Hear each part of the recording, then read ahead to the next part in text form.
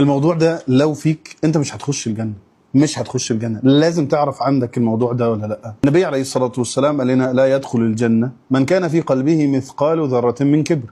طب معلش، لو انا سالتك سؤال دلوقتي وقلت لك انت متكبر ولا لا، طبعا الاجابه هتبقى بسيطه لا. مين قال لك ان انت مش متكبر؟ اتحطيت في موقف ان حد مثلا اقل منك ماديا او اقل منك في اي حاجه دنيويا، زولك فيها او ضايقك فيها او عمل لك حاجه، شفت نفسك عملت ايه؟ شفت ردة فعلك كانت عامله ازاي؟ شفت نفسك فوقيه ولا لا؟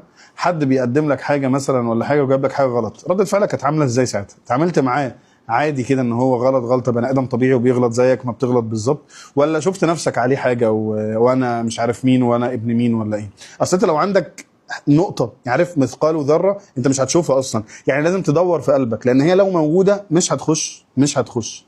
ولو انت عايز تعرف انت متكبر ولا لا، اسمع من اللي حواليك، اسمع من الناس اللي حواليك. المؤمن مرآة اخيه، يعني انت بتشوف نفسك في المراية فبتشوف نفسك في اخوك. يعني اخوك لما يقول لك خلي بالك انت متكبر، او خلي بالك انت بتتعوج على الناس، او